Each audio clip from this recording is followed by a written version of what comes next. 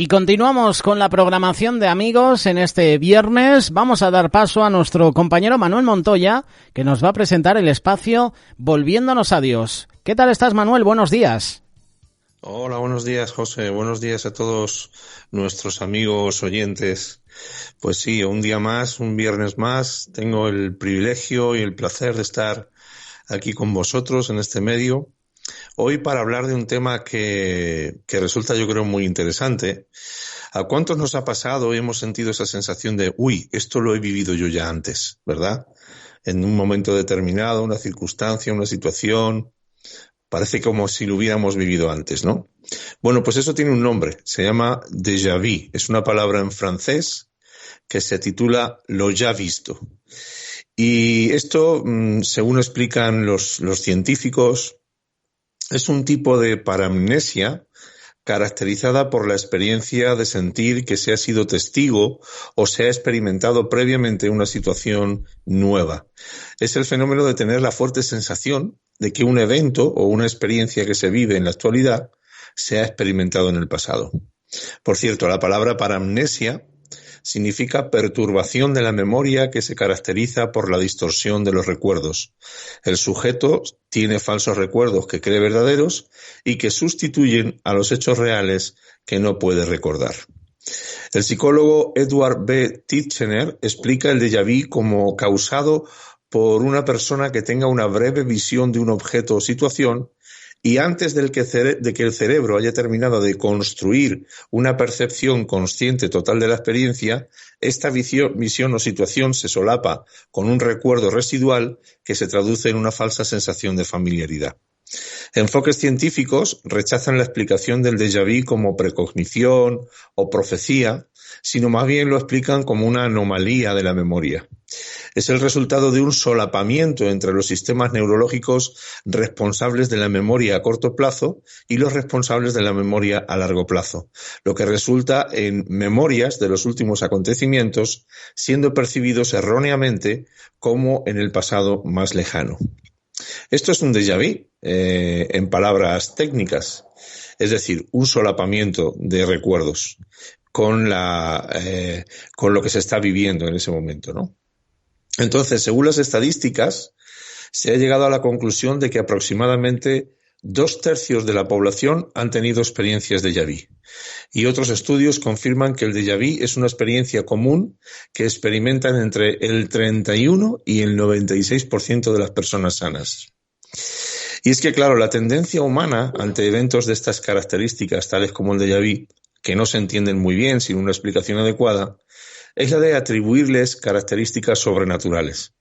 Podemos llegar a creer, tal y como he dicho anteriormente, cuando se tiene un déjà vu, que es algo místico, misterioso o sobrenatural, como puede ser una precognición, un recuerdo de otra vida, una profecía o un tipo de adivinación. Pues bueno, la ciencia da una explicación plausible a este evento, como he explicado anteriormente, por lo que podemos desechar por completo lo místico, lo misterioso o lo sobrenatural con respecto al déjà vu. No sé qué piensas tú de este asunto, José.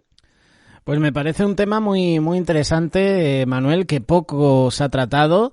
Fíjate cómo son las cosas, que hace unos días veía la película Déjà Vu, que es una película del año 2006 protagonizada por Denzel Washington y dirigida por Tony Scott. Y habla de esto, ¿no? Se produce un atentado en un barco, en una celebración de unos soldados, y Denzel Washington empieza a investigar y se pone en contacto con el FBI, y ellos tienen una máquina que se llama Blancanieves que le permite monitorear todo lo que ha sucedido antes de ese atentado, y resulta que luego tiene una máquina que le permite ir al pasado y evitar todo lo que va a suceder en el futuro. Y el tío dice, oye, esto creo que lo he vivido, esto creo que va a pasar ahora. Y es precisamente justo el tema que estás presentando, que me parece muy interesante y que muchas veces, Manuel, yo soy de esas personas que dice, oye, esto creo que me suena, esto creo que lo he vivido ya en otro momento. Sí, pues fíjate, pues es lo que decimos, ¿no? El déjà vu. Esa película a la que hace referencia yo la he visto, porque Denzel Washington es uno de mis actores preferidos. Ujú. Eh, pero claro, el déjà vu no tiene nada que ver ni con eso que cuenta esa Claro. película, ni con la percepción que nosotros muchas veces tenemos, ¿no? Es simplemente un solapamiento de recuerdos, Ujú. con recuerdos residuales que quedan ahí en nuestra mente. O sea que no tiene nada, como digo, de místico ni de misterioso. Sin embargo, es muy fácil que caigamos en la trampa de conceder características que no son ciertas a determinados eventos o circunstancias, llamémoslas anormales, que pueden ocurrir en nuestra vida. Forma parte de la necesidad que tenemos las personas de dar respuesta a esos eventos o circunstancias que ocurren de forma anormal o incomprensible para nosotros. Y es ahí donde el enemigo, el diablo, puede obtener ventaja para llevarnos a pensamientos, ideas o creencias contrarias a la palabra de Dios, lo que la Biblia llama falsas creencias, tales como la adivinación, la quiromancia, la astrología y otras muchas, ¿no? Como creyentes pensamos que nosotros no vamos a caer en estas creencias pecaminosas, pero la realidad es que hay muchísimos cristianos que cada mañana leen su horóscopo o que juegan lotería u otros juegos de azar a menudo y cosas similares. Cuando exponemos estos asuntos surge la pregunta, ¿es lícito para un creyente en Cristo Jesús practicar estas cosas? Bueno, yo creo que casi todos sabemos que no es lícito para un creyente en Cristo Jesús, pero ¿sabemos explicar el por qué conforme a la Biblia? ¿Por qué no es lícito? Bueno, pues veamos algo sobre este asunto.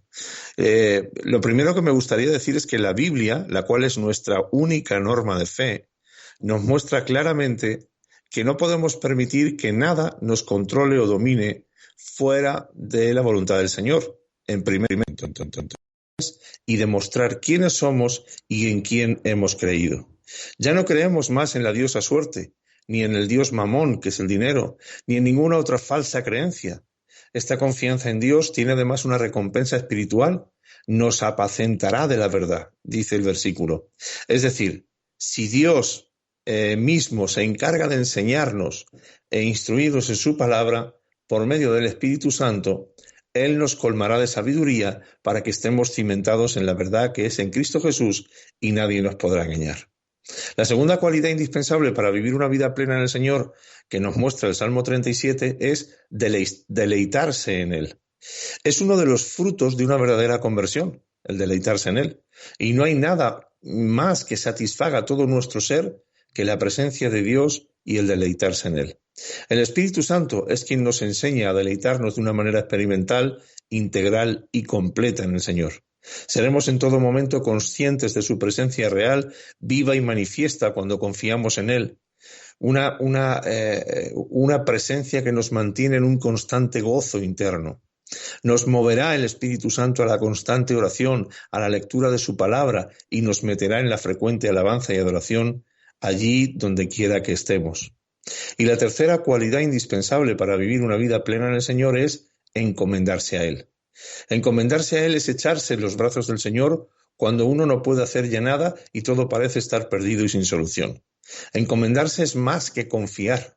Hay momentos en la vida que tenemos que tomar decisiones importantes, sin espera, planes que desarrollar ya, sueños que realizar pronto, problemas que solucionar en situaciones límites, pero no vemos la salida, ni el modo, ni los recursos por ningún lado, y no queda tiempo para reaccionar. Dios quiere que en estas circunstancias le presentemos todas estas cosas con plena fe y paciencia. Si nos encomendamos a Él, cerrará unas puertas y abrirá otras para que sigamos el camino que Él nos ha marcado. Por muy desesperante que sea la situación, esperará sus órdenes en quietud.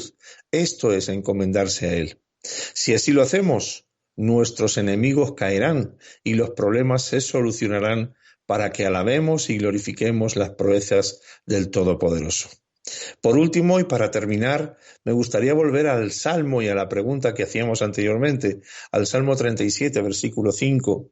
Pon tu vida en las manos del Señor, confía plenamente en Él y Él actuará en tu favor. Si tenemos esta promesa de Dios, como decía anteriormente, ¿qué falta nos hacen los juegos de azar o los horóscopos o el tarot o todas esas creencias falsas que son pecado? ¿Qué falta nos hacen? La respuesta tajante es ninguna. No nos hacen falta de ninguna manera. Así que esto es todo por hoy. Que a Dios sea la gloria. Y gracias por el tiempo que hoy me habéis permitido estar compartiéndoos esta palabra. Encuentre este y otros podcasts de nuestra programación en radiosolidaria.com.